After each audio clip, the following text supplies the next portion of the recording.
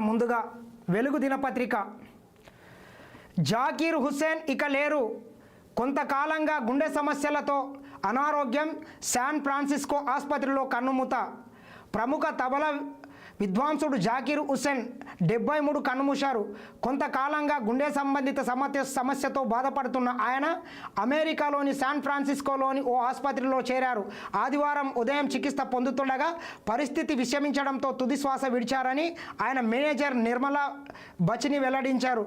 జాకీర్ హుస్సేన్ 1951 మార్చి 9న అప్పటి బాంబే సిటీలో జన్మించారు. ఆయన లెజెండరీ తబలా ప్లేయర్ అల్లా రకా పెద్ద కొడుకు. జాకీర్ కూడా చిన్నప్పటి నుంచే సంగీతంతో పట్టు సాధించి తండ్రి అడుగుజాడల్లోనే నడిచారు.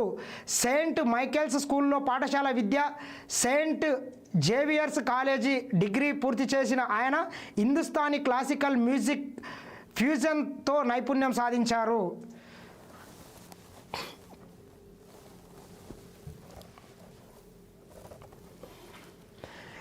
ఎంతో ఎనర్జెటిక్, వినసొంపుగా హావభాగాలు పలికిస్తూ తబలా వాయించే జాకీర్ హుస్సేన్ భారత్తో పాటు ప్రపంచవ్యాప్తంగానూ మేటి ప్లేయర్గా, తబలా మాస్టర్గా ఖ్యాతి పొందారు. తబలా వాయించడంలో ఎన్నో చిత్రమైన బాణీలను ప్రవేశపెట్టి తనకు తానే సాటి అని చాటాడు. ఆయన కథక్ డ్యాన్సర్ టీచర్ ఆంటోనియా మెన్నోకోలాను వివాహం చేసుకున్నారు. వారికి 2 కూతుళ్ళున్నారు. 13 ఏళ్లకే మొదటి ప్రదర్శన. జాకీర్ హుస్సేన్ 13 ఏళ్లకే తొలి ప్రదర్శన ఇచ్చారు. అయితే దాని వెనుక ఓ ఆసక్తికర ఘటన జరిగింది. నిజానికి ఓ ప్రదర్శనలో తబలా వాయించేందుకు రావాలంటూ అల్లా రకా ఖాన్ ఇన్విటేషన్ వచ్చింది. కానీ ఆ లెటర్ జాకీర్ చేతికి అందింది. దాంతో ఆ లెటర్కు అల్లా రకా ఖాన్ మాదిరిగా తానే బదులిచ్చారు. ఆ కార్యక్రమానికి తాను రాలేనని, తన కొడుకు జాకీర్ హుస్సేన్ అందుబాటులో ఉన్నారని ప్రత్యుత్తరం పంపారు. అయితే అతడి వయస్సు అప్పుడు 13 ఏళ్ళు అన్న విషయం చెప్పకుండా దాచారు.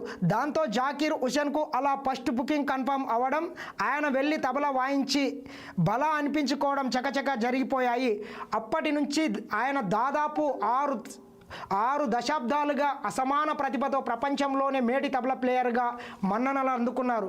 సంగీత రంగంలో ఎన్నో అవార్డులు అందుకున్నారు. ప్రపంచ ప్రసిద్ధి పొందిన గ్రామీ వేదికపై 5 అవార్డులను అందుకున్నారు.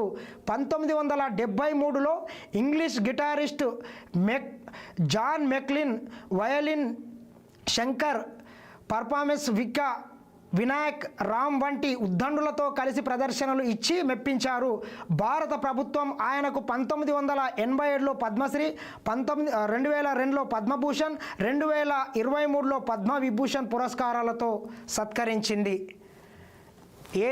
ఏదైతే దిగ్గజ ప్లేయర్ ఉన్నాడో ఆయనకు భారత